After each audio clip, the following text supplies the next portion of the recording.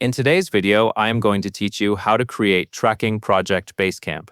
To get started, go to your Basecamp dashboard and open the home area.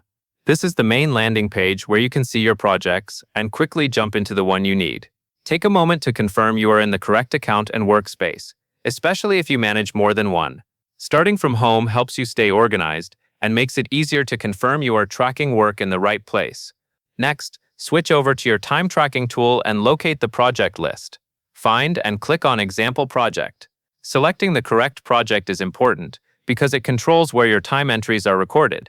If you choose the wrong project, your time can end up associated with the wrong work, which can cause confusion later when you review reports or invoices.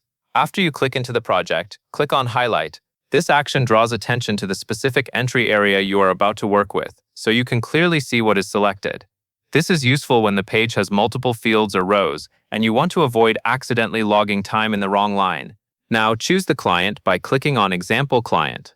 This connects the time you are tracking to the right client record.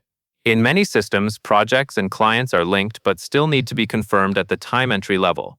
Make sure the client name matches the project you selected. Keeping client selection accurate helps with reporting and makes it easier for teams to review work by client later. Click on Example Client again to confirm the selection. In some interfaces, the first click opens the drop-down or focuses the field, and the second click actually applies the client choice.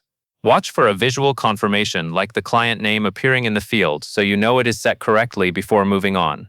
Finally, click on WED to choose the day you want to track time against. This ensures your entry is placed on the correct date in your weekly view.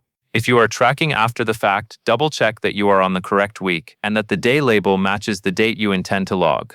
That covers everything you need to know.